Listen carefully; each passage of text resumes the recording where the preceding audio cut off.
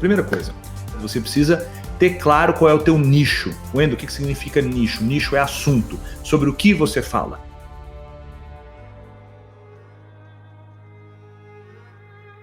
Você tem que ter isso muito claro. Você tem que parar para pensar e definir isso muito claramente. Qual é o teu nicho? O meu nicho é desenvolvimento humano. Meu nicho é desenvolvimento humano. Então eu trato tudo que está ligado a desenvolvimento humano. Eu tenho um leque muito grande, isso não é recomendável. É muito melhor quando você começa com um leque muito mais estreito. Hoje eu tenho um leque grande porque eu tenho literalmente centenas de milhares de alunos.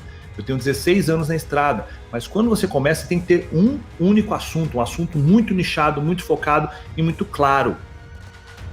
Talvez a gestão do tempo e produtividade.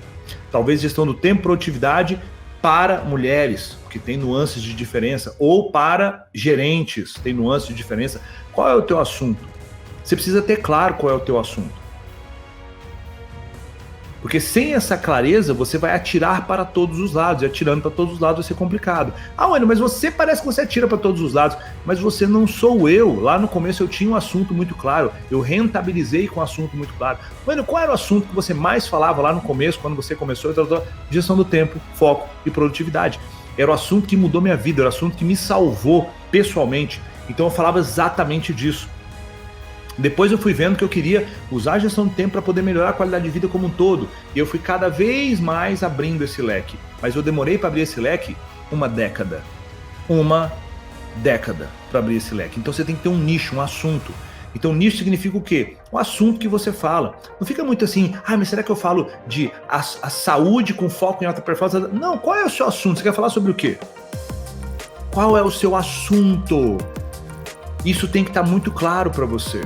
Porque quando você sabe qual é o teu assunto, você começa a saber quais são as nuances daquele assunto. Quais são os assuntos que circundam o seu assunto principal. Quais são os planetas que circundam esse sol que é o seu assunto. E aí você vai ter, e você tem que fazer isso no papel, tem que anotar quais são esses assuntos. Porque aí você começa a ter mais criatividade para poder fazer conteúdos. E não espere que essa certeza venha absoluta logo no começo. Já te digo, essa certeza não virá absoluta logo no começo. Você vai precisar fazer, testar, sentir, testar, fazer, testar. Você tem que estar em movimento. Se você não estiver em movimento, não existe futuro. Você tem que estar em movimento, porque só quando eu estou em movimento que eu consigo fazer ajustes. Eu não consigo fazer ajuste num carro que está parado. Eu não consigo fazer ajustes na minha postura ao dirigir, ao pilotar um carro, se o carro está na garagem. Eu tenho que sair com o carro, mesmo pilotando mal. Então eu tenho que estar fazendo coisas para que eu possa ajustar e melhorar. Então, em relação ao seu nicho, ao seu assunto, você tem que estar fazendo algo. Wendel, fazendo o quê? Você tem que estar produzindo conteúdo. Esse é o próximo tópico aqui. Você tem que estar produzindo conteúdo. Wendel, por que produzir conteúdo é tão importante? Por que você bate nessa tecla? Porque é Katso. Produzir conteúdo é fazer o que está dentro de você, no teu coração, na tua alma, na tua mente, ir em doses homeopáticas para o seu futuro cliente saber que você é bom. Para o seu futuro cliente saber que você resolve um problema que ele nem sabia que esse problema existia na vida dele. É o que a gente chama de criar consciência naquele ser humano.